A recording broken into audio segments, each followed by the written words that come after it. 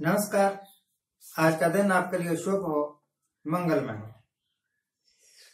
बहुत देर बाद हमें यह समझ आई कि तालियां बजाने से, थालियां बजाने से कुछ नहीं होगा, पुष्प वर्षा करने से कुछ नहीं होगा।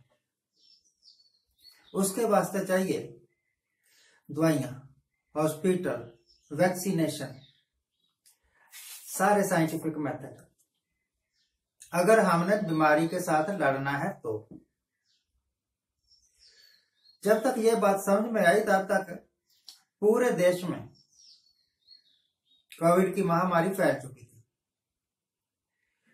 और अब जब हमें यह महसूस होगा कि हमारे पास दवाइयों की कमी है, हमारे हॉस्पिटल पूरी तरह तैयार नहीं है ये कोविड की बीमारी के साथ लड़ने के वास्ते, we are not fit enough, हमारे पास ऑक्सीजन ही नहीं है,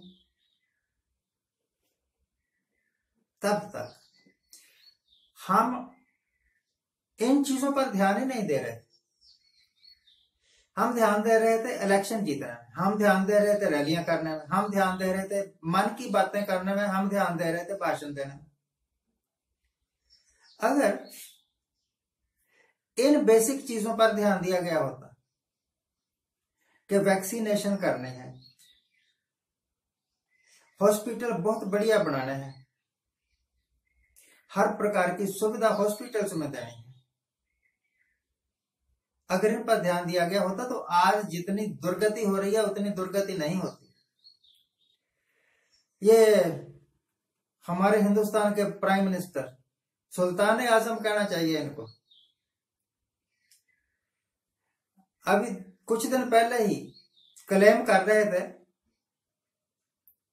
कि भारतीय वैज्ञानिकों ने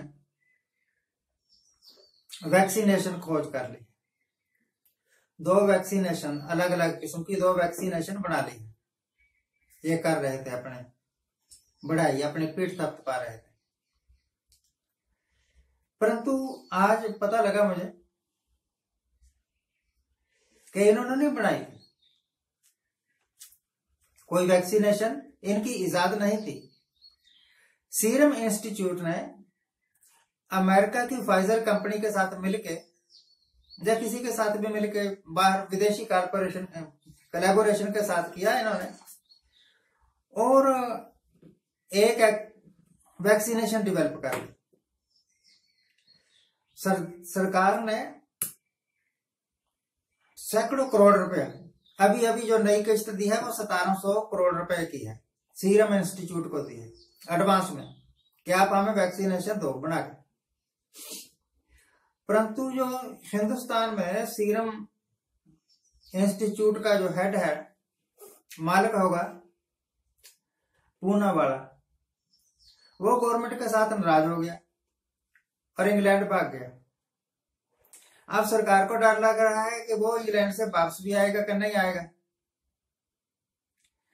अब सरकार पूना वाला को मनाने में लगी हुई है, क्योंकि अगर पूना वाला नाराज हो गया तो जो करोड़ों रुपया वो खा गया वो तो खा गया, परंतु इनको वैक्सीनेशन मिलेगी भी नहीं।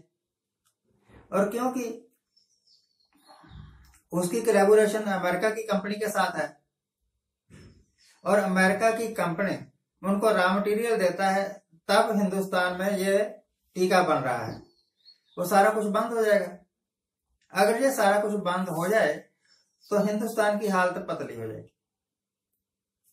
अब जितनी बुरी हालत है उससे भी ज्यादा बुरी हालत हो जाएगी।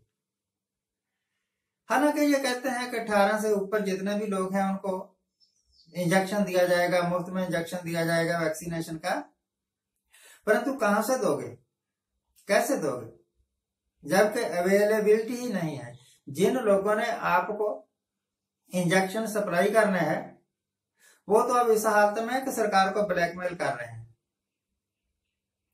जब कोई सरकार इतनी दुबली पतली हो जाए, इतनी कमजोर हो जाए कि कोई लाला, कोई सेठ ही ब्लैकमेल करने शुरू कर दे, तब समझ जाना चाहिए कि हमारी सरकारों का इकबाल खत्म हो गया है।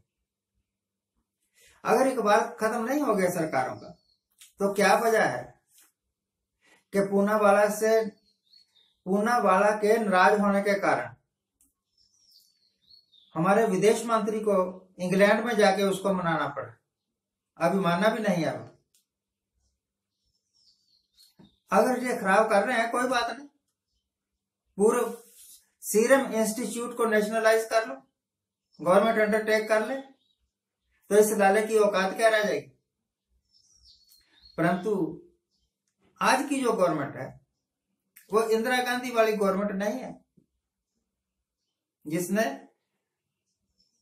ओवरनाइट ही 13 प्राइवेट बैंक नेशनलाइज कर दिया और चीखते रहे, कोर्ट में जाते रहे, कुछ नहीं बना। तो भाई जब हमारी सरकारें छोटी छोटी कंपनियों के कंट्रोल में है, सरकार मेहनत कर रही है,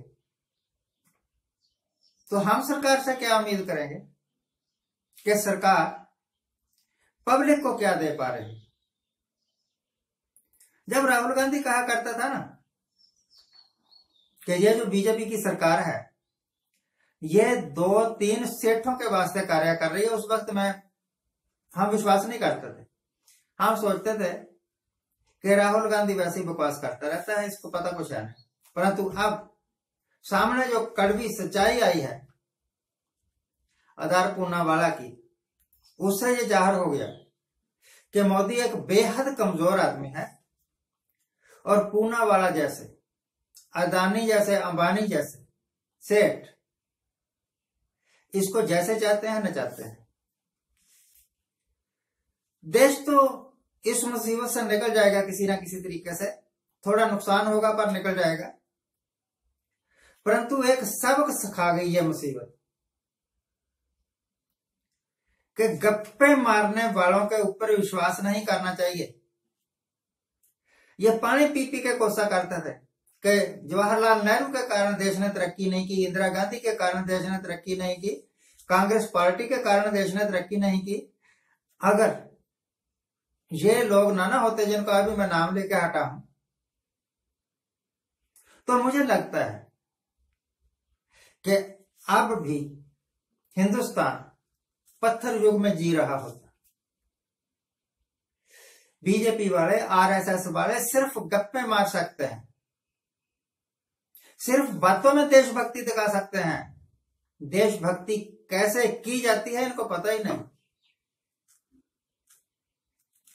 आपने 7 साल में एक ऐसा इंस्टीट्यूट नहीं खड़ा किया, कोई ऐसा रिसर्च सेंटर नहीं बनाया जो कि गवर्नमेंट का हो, जो किसी लाले की उंगली के इशारे पर ना चलता हो, और जो पहले बने हुए थे उनको फंडिंग तक नहीं की। नहीं तो क्या बात है कि हम खुद अपनी वैक्सीन क्यों नहीं बना सकते। आजकल हालत तो देश के बड़े खराब है, कोरोना की बीमारी बढ़ रही है, लोग मर रहे हैं, हॉस्पिटल बड़ी पतली हालत में, ऑक्सीजन तक नहीं है। यहां तक हाई कोर्ट, सुप्रीम कोर्ट को दखल देना पड़ गया। ऐसे में अब तो सर्टिफिकेट ले लो कि आप एक नालायक आदमी थे, सिर्फ गप्पे ही मारते रहे, करने कराने के वास्ते आपके पास कुछ नहीं था, ना तो दृष्टिकोण था, ना ही कोई नीति थी। यह चरित्र चलन जो बातें कर रहे थे ना, तो सब बकवास था, सब झूठ तबान था, काम करके नहीं दिखा सके, इस करके ये फेल। आज के लिए इतना ही। आज जिनका जन्मदिन है उनको हैप्पी बर्थडे, आज जिनकी मैरिज एनिवर्सरी है उनको बहुत बहुत शुभकामनाएं। सदा सुखी रहिए, आनंद प्रसन्न रहिए। चलते चलते मैं भारत के जल्द तंदुरुस्त हो जाने की कामना करता हूं।